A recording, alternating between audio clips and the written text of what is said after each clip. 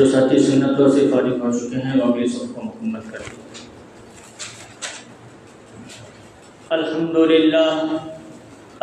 للہ نحمده ونستعینه ونستغفره ونؤمن به ونتوکل علیہ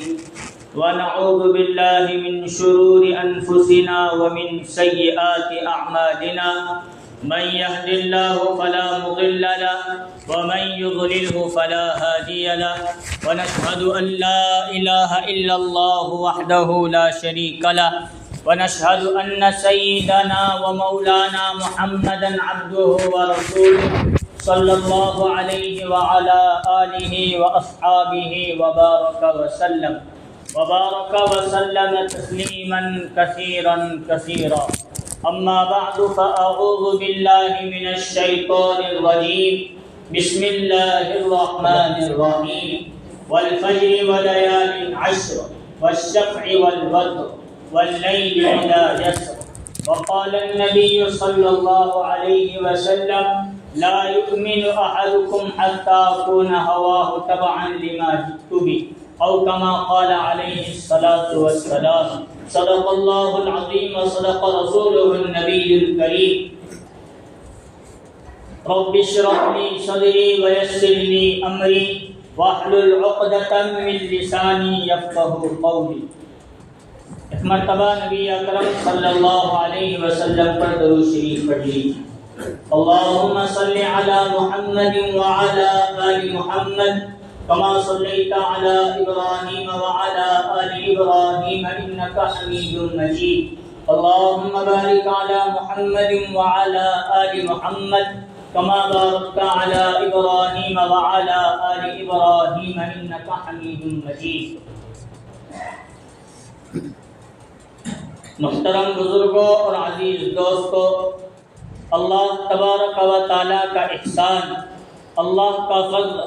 اور اللہ کا کرم ہے کہ اللہ تبارک و تعالیٰ نے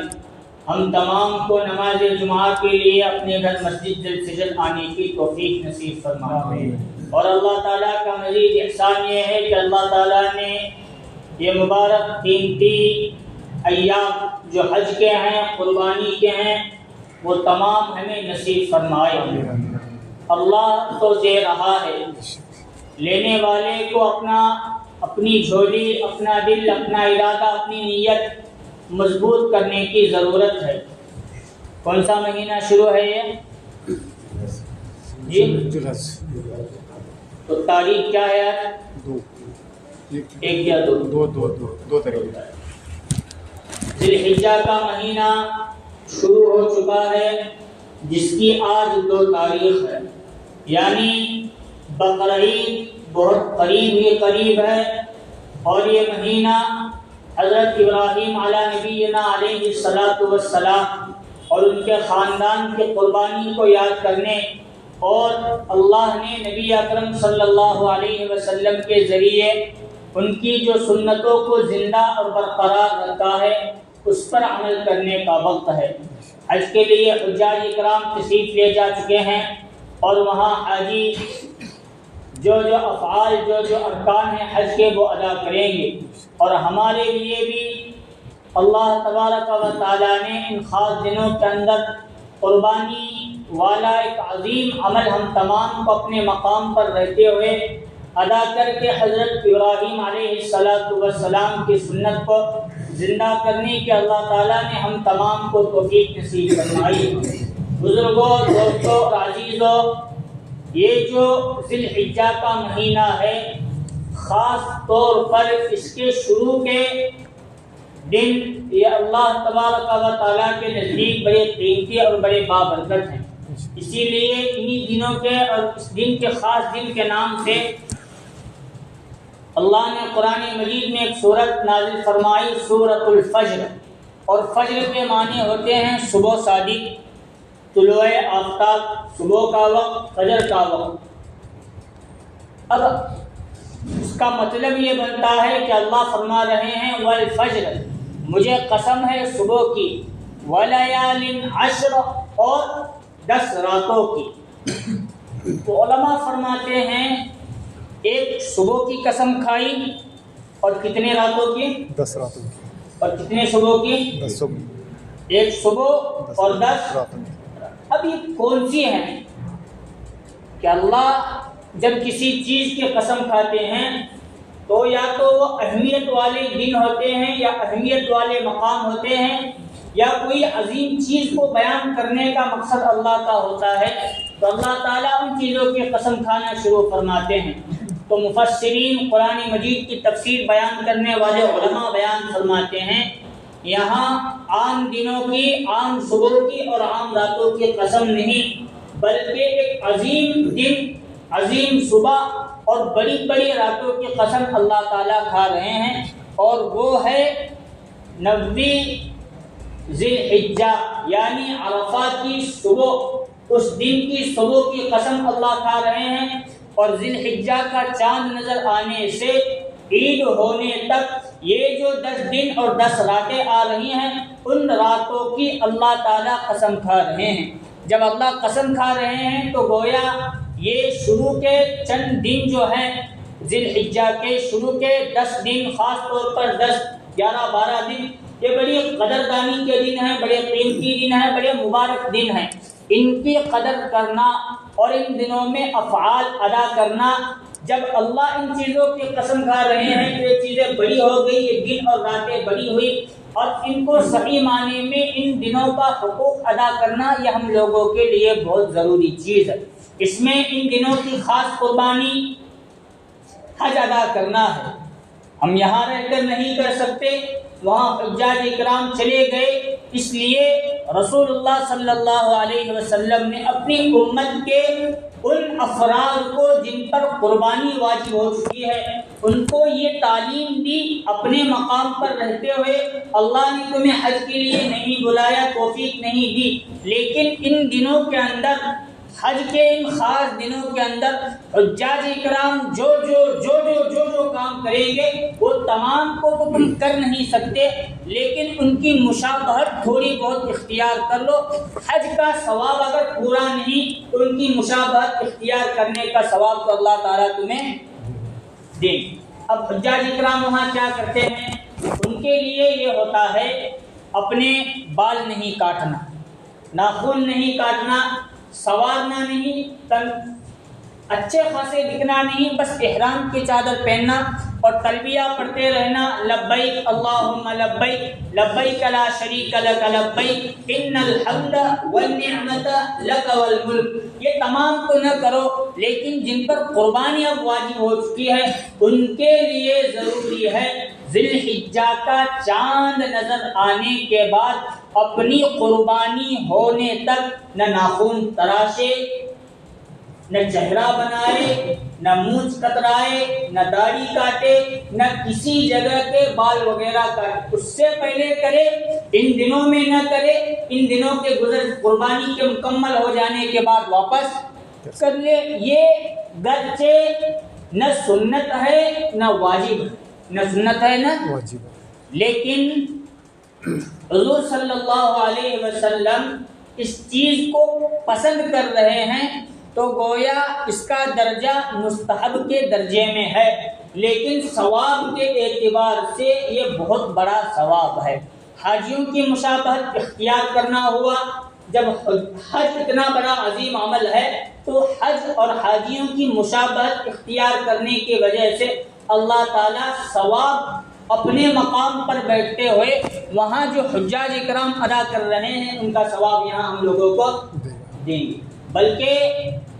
اس سے ایک اہم بات میں آپ کو بتاتا ہوں، حضرت موسیٰ علیہ السلام فرعون کو دعوت دینے کے لیے تشریف لے گئے، تو حضرت موسیٰ دعوت دے رہے ہیں تو فرعون نے کہا تو جادوگر ہے، تیرے جادو کا مقابلہ میں اپنے جادوگروں کے ذریعے کرواؤں گا۔ اب ملک کے، دنیا کے بڑے بڑے جادوگروں کو کس نے اپنے محل میں بلایا؟ اس نے فرعون نے بلایا اور حضرت موسیٰ کو اس بات کی دعوت دی، میں اپنے جادوگروں کو بلا چکا ہوں، آؤ تم بھی اپنا فن جادوگری دکھاؤ، اور میرے جو بڑے بڑے جادوگر ہیں وہ تمام بھی اپنا جادوگر فن دکھائیں گے، کون کامیاب ہوتا ہے دیکھیں گے۔ میدان کے اندر تمام آئے اور انہوں نے بھی اپنا فن دکھایا، حضرت موسیٰ علیہ السلام کو اللہ کی طرف سے جو حکم ہوا، قصہ مختصر، حضرت موسیٰ نے بھی اللہ کا حکم بجا لایا۔ کہنے کا مطلب اور مقصد یہاں ہے وہ مجلس کے ختم ہونے سے پہلے تمام کے تمام جادوگر، حالانکہ حضرت موسیٰ نے فرعون کے پاس جا کر جس طرح لا الہ الا اللہ، ایک اللہ ہے اس کے سوا کوئی معبود نہیں، موسیٰ کلیم اللہ، حضرت موسیٰ اللہ کے کلیم اللہ ہیں، اللہ سے بات کرنے والے، وہ نبی ہیں، وہ رسول ہیں، اس طرح کی کچھ دعوت دی نہیں، بلکہ جو حکم ہوا تھا عصا پھینکنا، پھر جو ہونا اس کو کیا۔ علماء لکھتے ہیں تفسیر کی کتابوں کے اندر قرآن مجید کے آیات کے مفہوم میں یہ بات موجود ہے، اس مجلس کے ختم ہونے سے پہلے وہ تمام کے تمام جادوگر حضرت موسیٰ کے ہاتھ پر ایمان قبول کیا، وہ مسلمان ہو گئے۔ یہاں علماء نے لکھا ہے ان کے مسلمان ہونے کی ایک وجہ یہ بنی کہ انہوں نے حضرت موسیٰ کی مشابہت اختیار کی تھی۔ ان کے حضرت موسیٰ جس طرح عصا لے کر چلتے تھے وہ لوگ بھی عصا لے کر آئے، حضرت موسیٰ جس طرح لباس پہنتے تھے چادر وغیرہ، انہوں نے بھی حضرت موسیٰ کی طرح حلیہ بنایا تھا، جس طرح حضرت موسیٰ کی داڑھی تھی انہوں نے بھی وسیع داڑھی بنائی تھی، جس طرح حضرت موسیٰ عصا پہنتے تھے، ٹوپی وغیرہ پہنتے تھے یا زلف رکھتے تھے، تو وہی مشابہت ان جادوگروں نے آتے وقت اختیار، بس ایک مرتبہ انہوں نے مشابہت اختیار کی، اللہ کو یہ بات پسند آئی، جن لوگوں نے میرے نبی حضرت موسیٰ کلیم اللہ کی مشابہت اختیار کی ہے وہ لوگ جہنم میں چلے جائے، یا اللہ کو گوارا نہیں ہوا، اس لیے اللہ نے فوراً سے پہلے ان کو، کمال کی بات اس مجلس کے بعد ان کی موت بھی آنے والی تھی، لمبا چوڑا عرصہ گزرنے والا تھا، ایک بات ہوتی، اس کے بعد فرعون نے ان لوگوں کے ساتھ برا حشر کیا، لَأُقَطِّعَنَّ أَيْدِيَكُمْ وَأَرْجُلَكُمْ مِنْ خلاف جز سمت ان کے ہاتھ پیر کاٹ کر ان کو سولیوں پر لٹکا کر، کھجوروں کے تنے پر سولیوں پر پھانسیوں پر لٹکا کر ان کا کام تمام کیا، لیکن انہوں نے نبی حضرت موسیٰ کی مشابہت اختیار کی، اللہ کو یہ ادا پسند آئی، یہ امت اپنے نبی صلی اللہ علیہ وسلم کی باتوں پر عمل کرے، سنتوں پر عمل کرے، احادیث پر عمل کرے، تو یہ امت اور زیادہ اللہ کو کتنا پسندیدہ بندہ بن سکتی ہے، کتنی پسندیدہ امت بن سکتی ہے۔ اس لیے حضور نے کچھ باتیں پسند کی ہیں جن کو اپنانے کا حکم دیا، انہی میں سے کیا، حاجیوں کی مشابہت اختیار کرنا، ان دنوں میں خاص طور پر بال وغیرہ نہ کاٹنا، اور یہ جو دن ہیں بڑے قیمتی دن ہیں، بڑے مبارک دن ہیں، ذی الحجہ کے شروع کے 9 دن 10 دن یا 12 دن بڑے قیمتی ہیں۔ اس میں بخاری شریف کی ایک روایت ملتی ہے، حضور صلی اللہ علیہ وسلم نے صحابہ کے درمیان بیان فرمایا کہ ان دنوں کے اندر اللہ تعالی ہر عمل کو اتنا پسند کرتے ہیں، وہی عمل عام دنوں میں کیا جائے تو اتنا اللہ کو پسند نہیں جتنا وہ عمل ان دنوں میں ادا کیا جائے۔ بات سمجھ میں؟ صحابہ نے پوچھا، اے اللہ کے رسول، ہم اللہ کے راستے میں جاتے ہیں، جہاد میں، جنگ پر، غزوہ وغیرہ میں، تو کیا جو ہم نے اس وقت جہاد کیا اور اس وقت دوسرا عمل کر رہے ہیں، اس عمل کے ذی الحجہ کے ان دنوں کے عمل کے مقابلے میں وہ اللہ کے راستے میں جانا بھی اللہ کو اتنا پسندیدہ نہیں؟ تو نبی اکرم صلی اللہ علیہ وسلم نے فرمایا، ہاں تم عام دنوں میں اللہ کے راستے میں جہاد اور جنگ پر جاتے ہو اور ان دنوں میں بھی جاتے ہو، یا ان دنوں میں کوئی خاص نماز پڑھتے ہو، روزہ رکھتے ہو یا کوئی عبادت اور کرتے ہو، تو اللہ کے راستے کے مقابلے میں ان خاص دنوں میں جو عمل تم کر رہے ہو، اس عمل کی قدر و قیمت اللہ تعالیٰ کے نزدیک ان عام دنوں میں اللہ کے راستے میں جہاد اور جنگ میں جانے سے زیادہ پسندیدہ عمل ہے۔ آگے حضور سب سمجھ میں بات آئی، یہ دن کوئی معمولی نہیں، اس دن میں نماز پڑھنا عام دنوں میں اور زیادہ نماز پڑھنے کے مقابلے میں اللہ کو پسند ہے۔ ان دنوں کے اندر روزہ رکھنا عام دنوں کے اندر، بولو، روزہ رکھنے سے، ہاں رمضان کی خصوصیت تھوڑی دیر کے لیے بازو رکھتے ہیں، وہ تو بڑے مبارک دن ہیں، لیکن ان خاص دنوں کی فضیلت یہ ہے، ان دنوں کے اندر ہم جتنا جو بھی عمل کریں گے وہ عمل ڈائریکٹ اللہ کو پسند ہے، اللہ اسے قبول فرما لیتے ہیں۔ جب اتنی باتیں ہمارے سامنے آ رہی ہیں تو ان دنوں کے اندر جو گناہ کیا جائے گا اس کا کیا ہے؟ اس کا وبال بھی بڑا۔ ان دنوں میں چوری کی، عام دنوں کی چوری کے مقابلے میں اس کی سزا زیادہ۔ ان دنوں میں قتل و غارت کی، چغلی کی، جھوٹ بولا، فلا تمام جو گناہ ہو سکتے ہیں کیے۔ ان دنوں کی قدر و قیمت ہونے کی وجہ سے اللہ کو یہ گناہ بھی سزا دینے کے لیے بڑے بن جائیں گے، پھر ہماری گت بن جائے گی۔ اس لیے ہمارے ذمے یہ بنتے ہیں کہ خاص ان دنوں کے اندر ہم سے گناہ نہ ہو، گناہ ہو جائے تو توبہ ہو جائے، استغفار ہو جائے، ہم ان دنوں میں خاص طور پر زیادہ سے زیادہ نماز پڑھنے والے بن جائے، اور ان دنوں کے جو اعمال اور جو افعال ہیں ان کو ہم ادا کرنے والے اور بجا لانے والے بن جائے۔ یہ ان خاص دنوں کی قدر و قیمت اور قدردانی کرنے کے مقابل برابر ہو جائے گا۔ اور آگے رسول اللہ صلی اللہ علیہ وسلم نے بیان فرماتے فرماتے یوں فرمایا، ان دنوں میں جو بندہ روزہ رکھتا ہے، ایک روزے کا بدلہ اللہ تعالیٰ پورے سال روزے رکھنے کا ثواب نصیب فرماتے ہیں۔ اور راتوں کے تعلق سے نبی اکرم صلی اللہ علیہ وسلم نے بیان فرمایا، جو ان راتوں میں عبادت کرتا ہے شب قدر کی طرح ثواب اللہ تعالیٰ ہمیں۔ کن راتوں کی بات اور کن دنوں کی بات ہو رہی ہے؟ 10 دنوں کی اور شب قدر کی بات۔ رمضان میں تو مسئلہ یہ ہے آخری عشرے کی طاق راتوں میں جاگنا اور تلاش کرنا، وہ بھی ہمنا مشکل۔ عشاء اور فجر پڑھو گے تو جماعت کے ساتھ، وہ بھی مشکل ہو کو بیٹھے آج کل امت مسلمہ۔ اتنا بھی نہیں ہو سکتا تو شاید اس زمانے میں ٹوپی، جبہ، داڑھی، قبہ، ہم سے بڑا منافق کوئی نہیں۔ اس زمانے کے منافقین کی حالت نبی اکرم صلی اللہ علیہ وسلم نے اپنے دور کے منافقین کے بیان کی تھی کہ منافقین پر سب سے بھاری نماز عشاء کی اور صبح کی۔ ہاں تعلیم وغیرہ سنتے ہیں کہ نہیں؟ انہی کتابوں کے اندر یہ باتیں ہیں۔ سب سے زیادہ بھاری نمازیں کون سی؟ عشاء اور فجر۔ سبز مشکل ہوئیں، ظہر بھی ہمارے لیے مشکل، عصر بھی مشکل، مغرب بھی مشکل، عشاء اور صبح تو بہت مشکل۔ کام سے تھک پا ایسا ہے، نیند میں ایسا سویا کہ صبح اٹھنے کا مجھے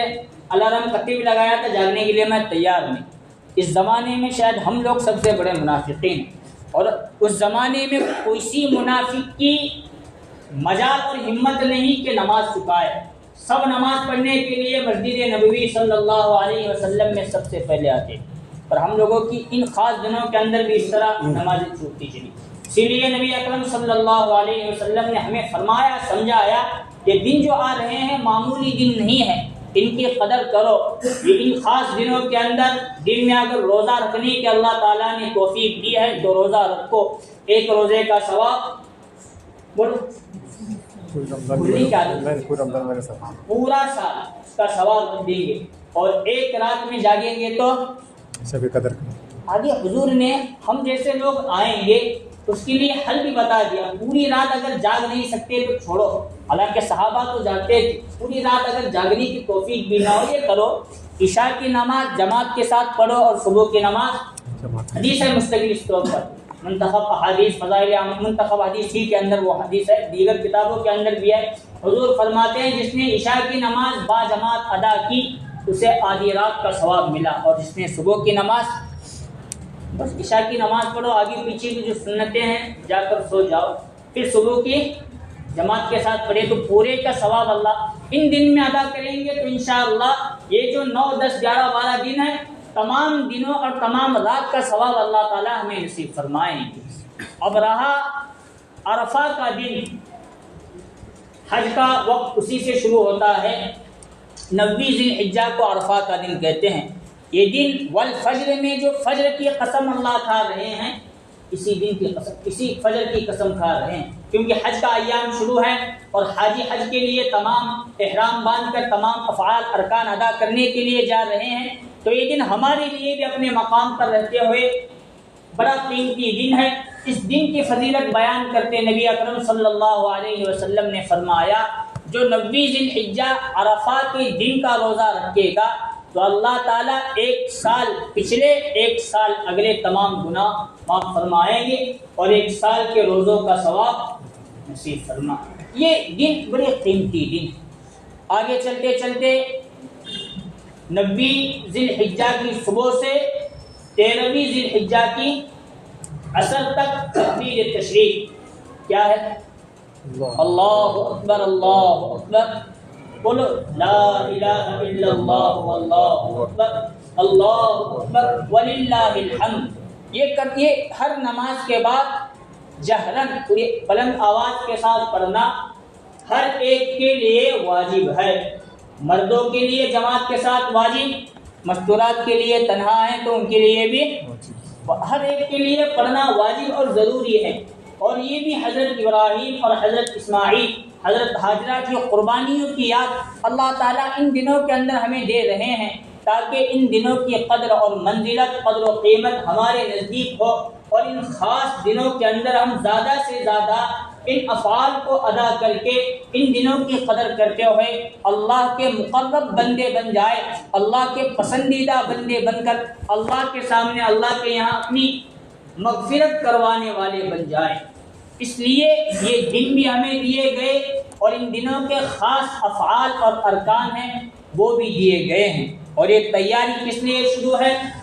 عید کے دن قربانی ہونے والی ہے، اس کی تیاری یہ مکمل طور پر شروع ہے۔ اور عید پر قربانی ہم لوگوں جن پر قربانی واجب ہے ان کے لیے قربانی کرنا بولو واجب اور ضروری۔ گزشتہ جمعہ میں بھی میں نے سنایا تھا، جن پر حج فرض ہوا وہ حج کے لیے نہیں گئے، نبی اکرم صلی اللہ علیہ وسلم فرماتے ہیں وہ یہودی ہو کر مرے یا نصرانی ہو کر مرے، مجھے اس کی پرواہ ذرہ برابر بھی نہیں۔ یہی بات حضرت عمر قسم کھا کر کہتے ہیں کہ حضور کے کہنے کا مطلب یہ ہے جس پر زندگی میں حج فرض ہوا اور وہ بلڈنگیں بناتے ہوئے، بینک بیلنس بڑھاتے ہوئے، جگہ لیتے ہوئے، چینی کرتے ہوئے اپنی زندگی گزاری، حج کرنے کی توفیق مال کے ہوتے ہوئے نہیں ملی، حضرت عمر 3 مرتبہ قسم کھا کر فرما رہے ہیں حضور کے فرمانے کا مقصد اور مطلب یہ ہے اس بندے کا شمار امت مسلمہ میں نہیں ہوتا، یا تو وہ یہودیوں کے طور و طریقے پر مرا یا نصرانیوں کے طریقے پر مرا یا موجودہ ہنود اور غیروں کے طریقے پر مرا، اس کا شمار دین اسلام اور مسلمانوں میں ذرہ برابر بھی نہیں ہوگا۔ یہ تو حج اور قربانی کے تعلق سے حضور فرماتے ہیں جس پر قربانی واجب، قربانی کے واجب ہوتے ہوئے اس نے قربانی نہیں کی تو اس کو میرے عیدگاہ میں آنے کی اجازت نہیں۔ یہ کتنی بڑی چیز ہے۔ صاحب نصاب 52.5 تولہ چاندی اور 7.5 تولہ سونا، یا اس کی تجارت کے اعتبار سے مال ہے یا سلک مال ہے تو اب قربانی واجب کرنا بہت ضروری، جتنے ہیں ان تمام پر قربانی کرنا واجب، چھوڑیں گے تو بہت گنہگار ہو جائیں۔ یہ جو ایام ہمارے وقت یہاں گزر رہے ہیں ان دنوں کے اندر اللہ نے ہر چیز کا بھاؤ بڑھایا، نیکی کریں گے تو اللہ عام دنوں کے مقابلے میں ان دنوں کی نمازوں کو زیادہ قبول فرماتے ہیں، ان دنوں کے اندر ہم روزہ رکھیں گے تو عام دنوں میں روزہ رکھنے کے مقابلے میں ان دنوں کے روزے کو قبول فرماتے ہیں، ان دنوں میں ہم دیگر اور بھی تسبیحات کریں گے، درود شریف پڑھیں گے تو عام دنوں کے مقابلے میں ان دنوں کی تسبیحات وغیرہ کو اللہ تعالیٰ اور زیادہ پسند کرتے ہیں۔ ہم اور دنوں کے اندر راتوں میں جاگیں گے تو ان دنوں میں جاگیں گے تو اور دنوں کے مقابلے میں ان دنوں کی راتوں کو اللہ تعالیٰ اور بڑھائیں گے، اس کا ثواب ہمیں نصیب فرمائیں گے۔ تو خاص اگر ہم زیادہ سے زیادہ عبادت نہیں کر سکتے،